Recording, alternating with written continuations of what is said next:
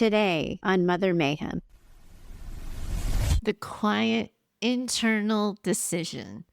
I don't need you to agree in order for my experience to be real.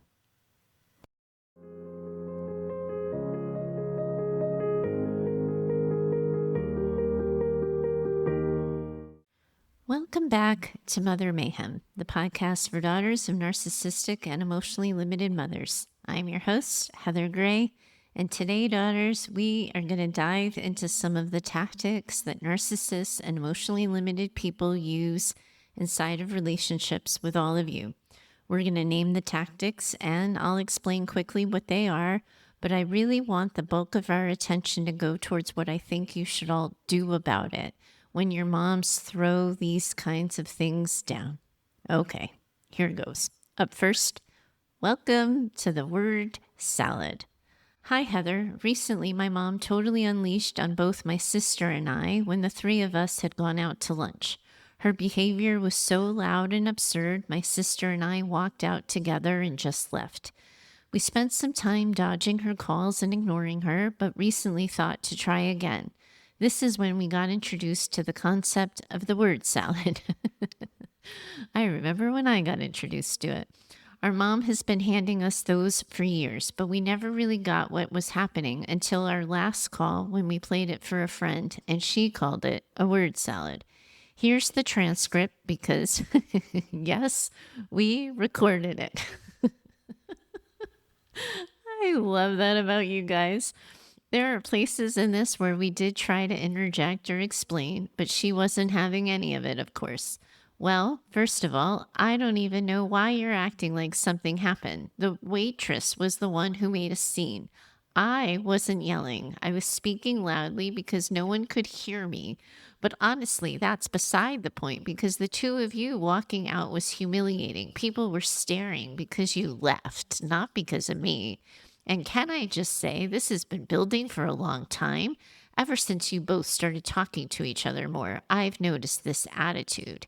You finish each other's sentences now like I'm not even in the room. I don't know who decided I'm suddenly the problem, but it's interesting. Besides, restaurants are loud. Everyone raises their voice.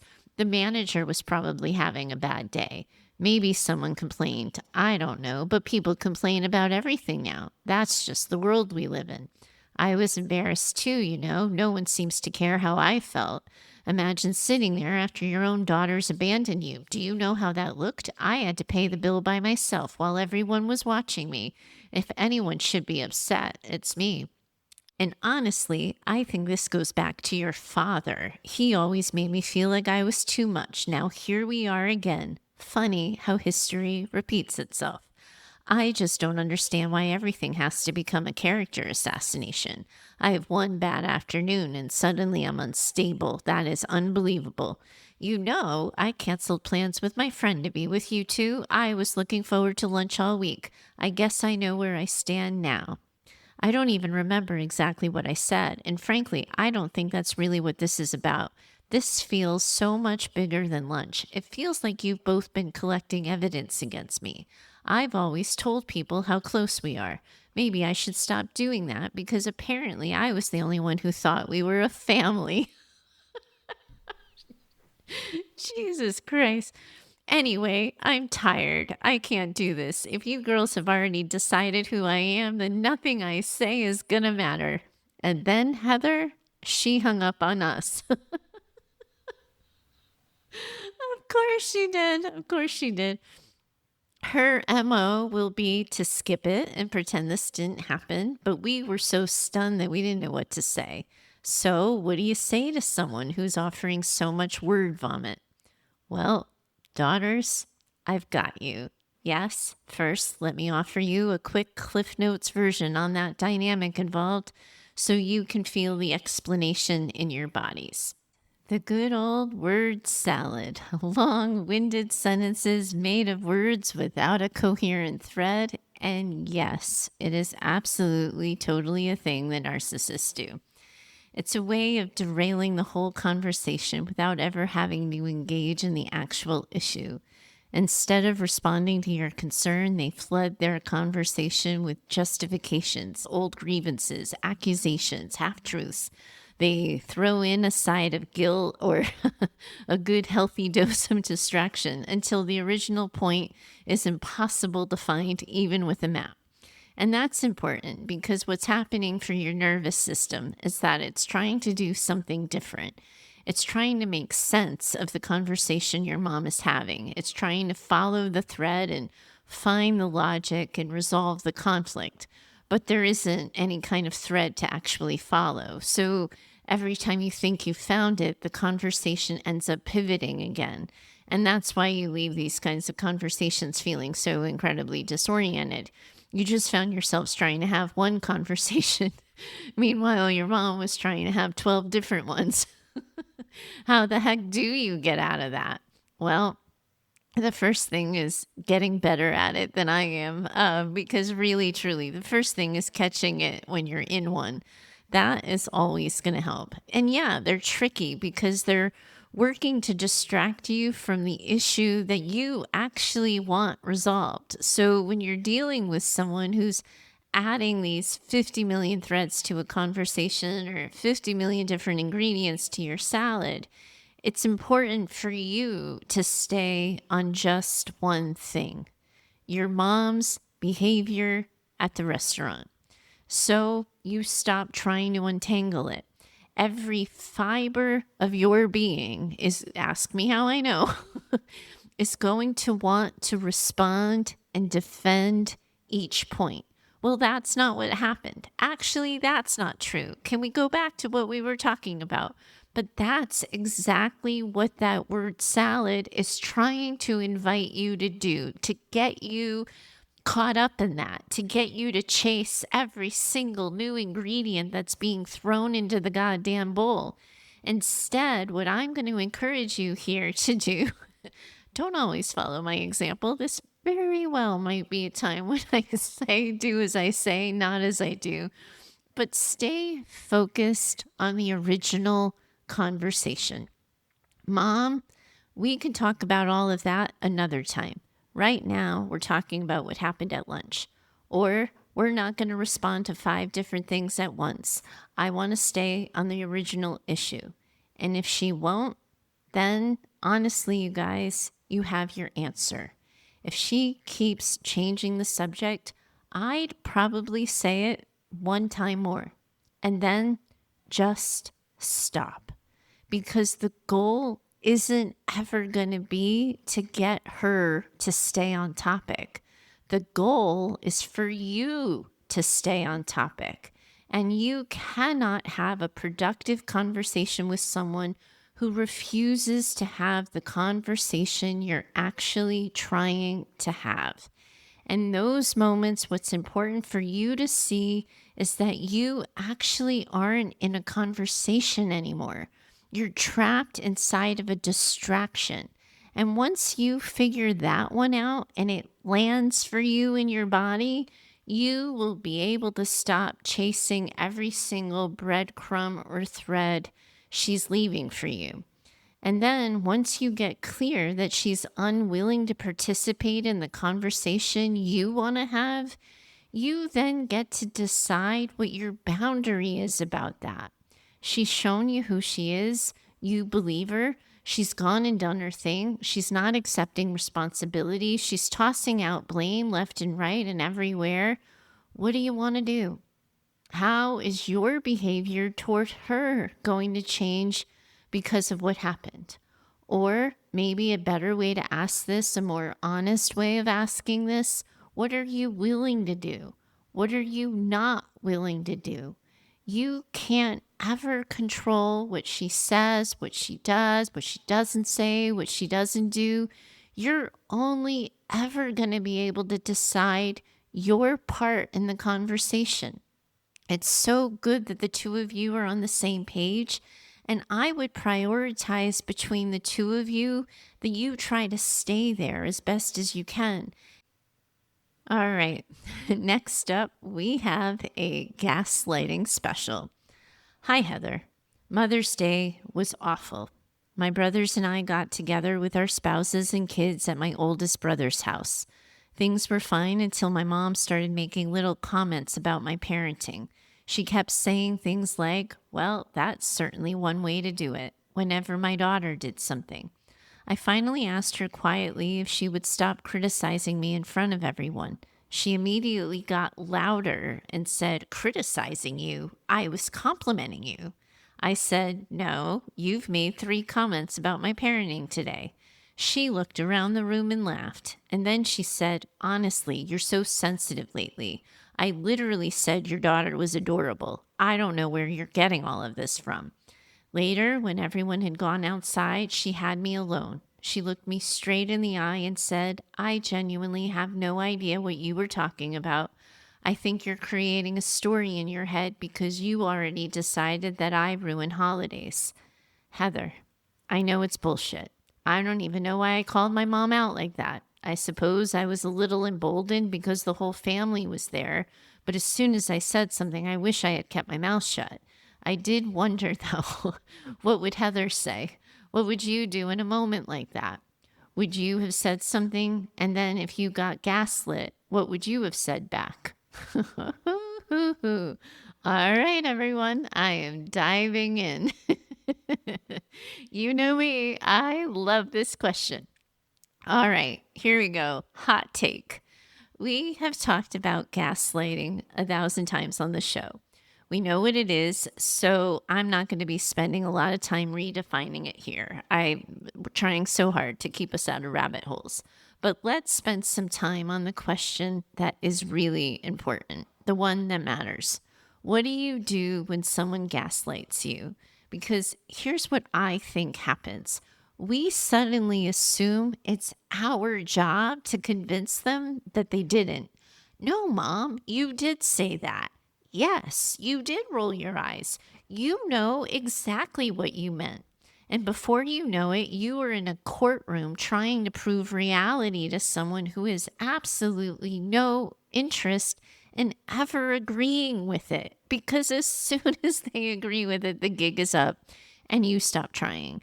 You see, I don't think any of that is your job. I think one of the biggest shifts daughters make is realizing that gaslighting only works if your goal is to get your mom to agree to your reality. That is the trap. You are waiting for her to say, you're right, I did criticize you. I'm sorry. But if she were capable of actually ever doing that, you wouldn't be writing to me. So what do you do instead? You stop arguing about reality. Fun little fact here. You don't actually have to convince your mom that this happened in order to know that it happened. How about that one? I am going to say that one again for fun.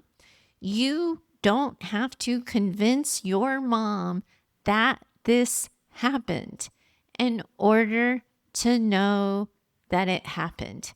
You do not need her agreement on that to trust your own experience. Full stop.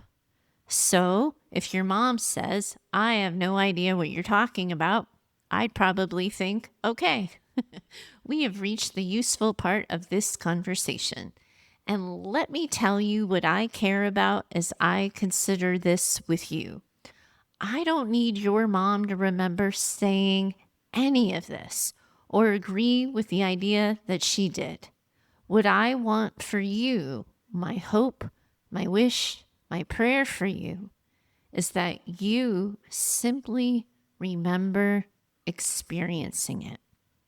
Gaslighting tries to get you right inside of that courtroom. It tries to get you to collect data and proof. You become the historian. You become all of the things on all of the sides. You find healing when you let yourself become the witness. Let me say that one again because I kind of liked that one too. You find healing when you let yourself become a witness. A lot of daughters think that they need to kind of meticulously reconstruct every single word of something that's said when it's said. But actually, if we're getting really honest with ourselves here, the more important question isn't ever going to be, can I prove it? The real question is, what happened inside of me? And remember, all of you, we believe you. We believe your body. So what do you say to your mom in a moment like that? Okay, Mom, I remember it differently. Or we have different versions of what happened. Or I don't think we're going to agree on this. Or Mom, I'm not actually looking for you to agree with me. I'm just naming how I experienced it. Because that's the trap. Daughters think the conversation isn't over until your mom agrees. It isn't. The goal is never going to be agreement. The goal is expressing your reality. It's not incredibly satisfying, I'll admit. Every cell in your body wants to say, no, you did say it. You know you said it. But here's the thing. Once someone starts arguing with your reality, you've arrived at a fork in the road. You can spend the next 20 minutes trying to convince her of something that they have already decided they are never, ever going to see. Or you can quietly decide that you believe yourself. That right there, my friends, is the antidote to gaslighting. Not the perfect comeback, even though, goddamn, I do love me the perfect comeback. The quiet internal decision. I don't need you to agree in order for my experience to be real. How about that one? I don't need you to agree in order for my experience to be real. All right, next up. We haven't talked about this one directly before, I don't think, but what do you all do when your moms do that whole push-pull thing with you? They love you, then they hate you, they love bomb you, then they devalue you moments later, or even sometimes in the same breath. So this is the situation, and this is a fun conversation. This is the situation. I'm going to find all of you on the other side. Hi, Heather. My mom confuses me. One minute she tells me I'm her best friend, that I'm the only one who understands her, that she doesn't know what she'd do without me. She'll tell everyone I'm the daughter who always shows up. And then, out of nowhere, it's like a switch flips. If I disagree with her, tell her no, don't answer my phone, or even seem halfway distracted, suddenly I'm selfish, cold, ungrateful, and just like my father. Last week, she told me I was the best thing that ever happened to her. The next morning, she texted, I don't know what's happened to you because you've become a really disappointing daughter. Heather, nothing happened. There wasn't a fight. We hadn't even had another conversation. I wake up every day wondering which version of my mom I'm going to get. Gosh, that's so hard and painful, isn't it? The part that's messing with me is that when she's loving, she's really loving. She can be funny, affectionate, and then, like a snap of the fingers, it's gone. And somehow I always find myself chasing her love, chasing her care, her affection. How do I stop getting pulled into all of this? Sister, yeah, I really want to help you to stop getting pulled into all of this. I'm so sorry, and I hope I worry a little bit here that I'm being too cavalier. I do sometimes find this shit funny, but I don't find your pain funny. I don't find your experience and your longing of something better funny. And I hope you know that even if I'm not quite taking the narcissist seriously, I'm taking you seriously. And I feel this with you and all of you. Again, I never want my humor to be misunderstood or misinterpreted, but also, let's be honest together, sometimes this shit is funny. Here's what I'm going to do together. I want to challenge the way that you were thinking about all of this. You said, what version of my mom am I going to get today? I'm going to be honest with you, and I'm going to say something that maybe for you comes a little bit out of left field, given how you've organized this for yourself. But I don't actually think you're managing two different versions of your mom. You've got one mom, and her love or her attention or her focus is unpredictable. Her love, quote unquote, if that's what we're going to call it, just can't be assumed, or it doesn't have any kind of order to it. It seems to come and go depending on whatever's happening inside of her. And then her view of you changes depending on whatever her emotional weather is. And I think what happens for you is that your brain ends up getting in this endless quest to kind of solve a puzzle. How do I get the nice mom back? What did I do yesterday that worked? And then you find yourself trying to become a detective. But if there's just one mom whose approval's inconsistent, we don't have anything to solve. I've shared this kind of opinion and this kind of thinking with all of you before, and I know not everyone listening is going to agree with me on this, but I'm just going to say it anyway. I don't actually love the term love bombing. I hate it. Because for me, it puts the word love next to something that isn't at all loving. I completely understand why it feels like love, because it can feel warm. It sometimes feels affectionate, I imagine. It feels like maybe you've even gotten a little bit of your mom back. But love isn't something that disappears just because you've disappointed someone. And love doesn't evaporate or go away because you said no. It doesn't suddenly magically somehow become like contempt simply because you had a boundary. Whatever she's offering you, whatever any of your moms like this are offering you when they are playing this game, I don't think it's love. Whether your mom realizes and it's conscious for her that she's doing this or not, the effect that you are all having when this happens and when she does and says these things, that effect is the same. You're all learning in moments like this that closeness is unpredictable. And approval is something that can be given and taken away. And before you know it, you're paying attention to her emotional weather, because that's what determines whether you get warmth or rejection, hot or cold in any given day. So, no, my friend, I don't think you have two moms. I think you have one mom whose relationship with you feels confusing because her affection is inconsistent. And for you daughters whose moms kind of pull this dance, the question is never going to be, how do I get that loving version of my mom back?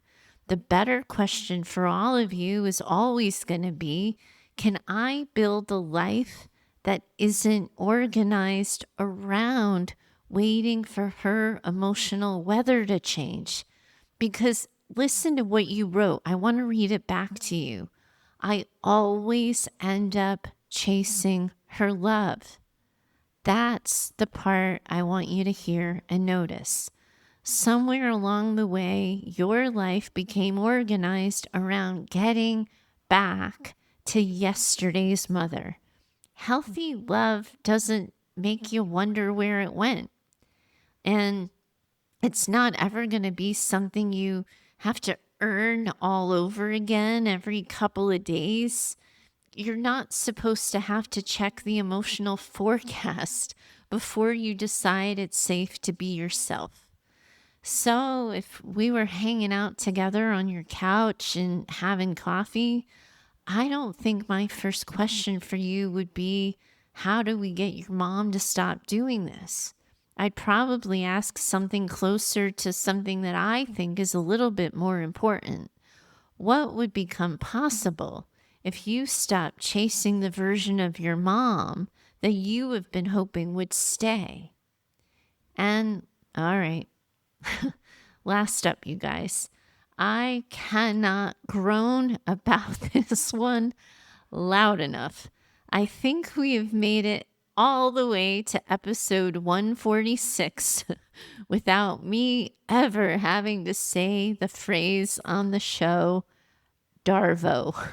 Oh my God, you all. I fucking hate this shit so much. The way that the narcissistic recovery space has turned everything into a thing, and now we have all these special names. Oh my God, I hate it. And honestly, it is just so clickbaity to me. Something that gets people on the bandwagon. And yeah, we know bandwagons can be good for validation. They're also really good at minimizing your pain or, in this case, sensationalizing it. But here we go. We have a Darvo question. So I'm going to just take this one full on, head on, off we go. First of all, for those of you lucky enough not to be in the know for what this stands for, DARVO stands for deny, attack, reverse victim, and offender. God, I hate this so much. It sounds so much fancier than what it actually is. So here we go. Cliff Notes version.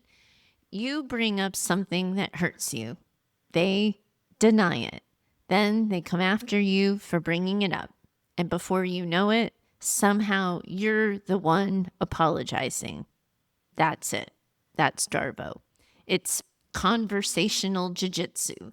They take the energy of your complaint, they somehow flip it until they're the injured party, and then suddenly you're the bad guy. We have a daughter who wrote in, and this is what it sounds like.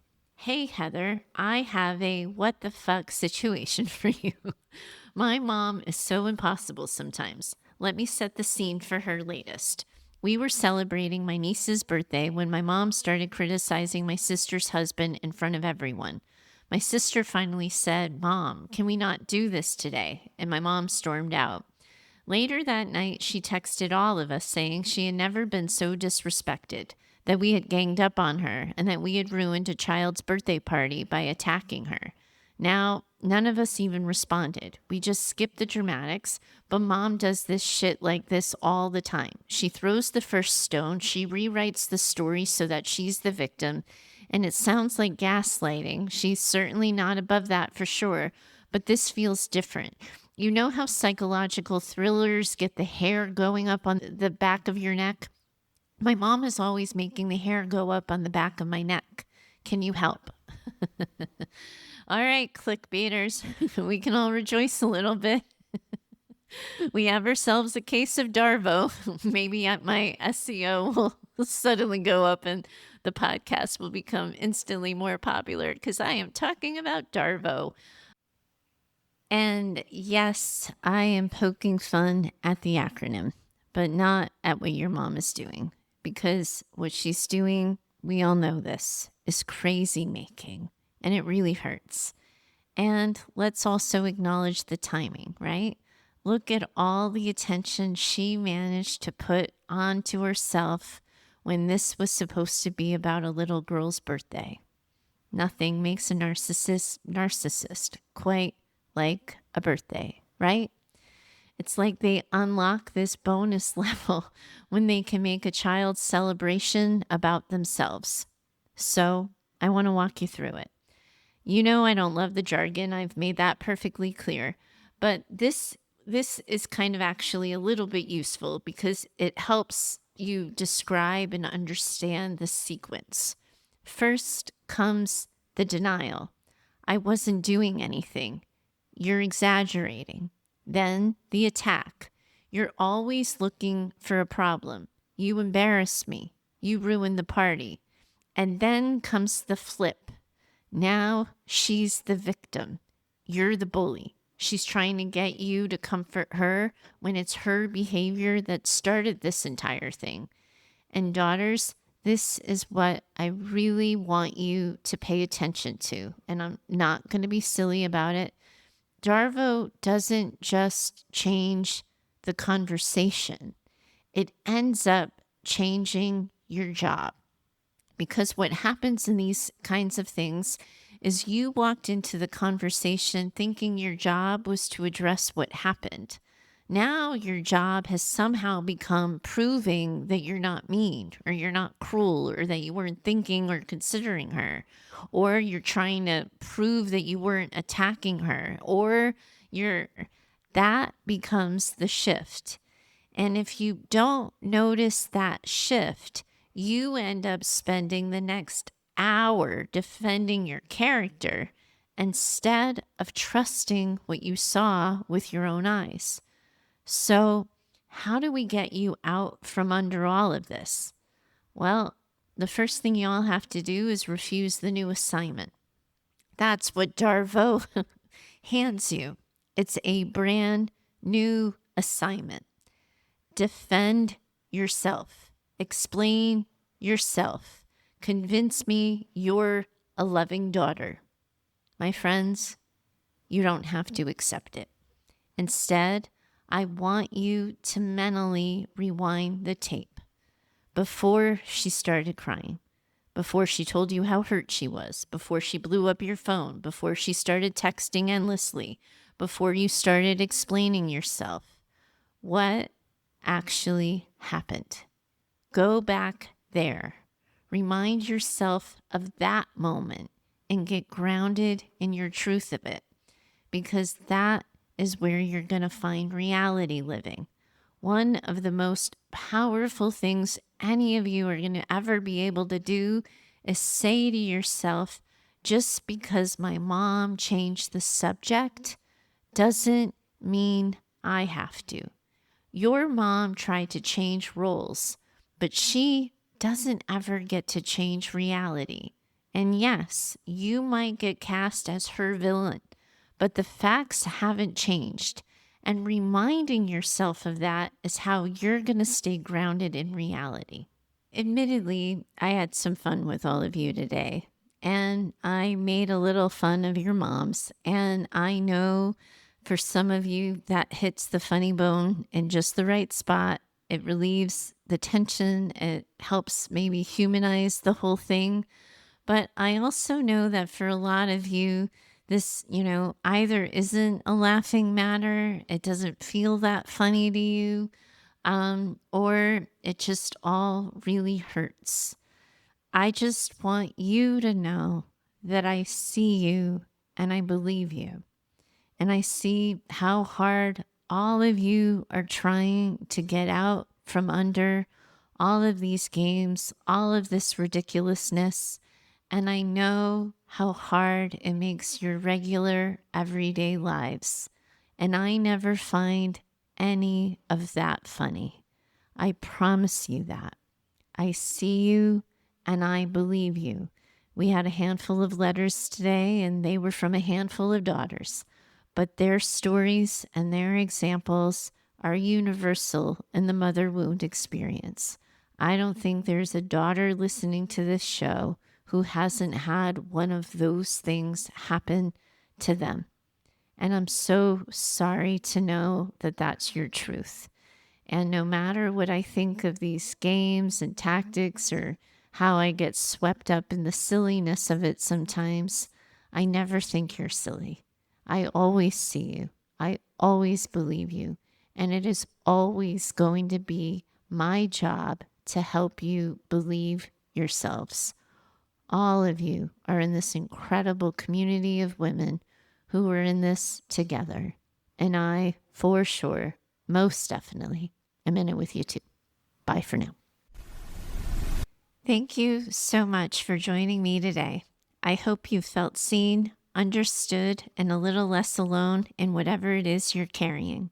The things we talk about here, your mother wound, trauma, identity, and healing, well, they were never meant to be worked through alone.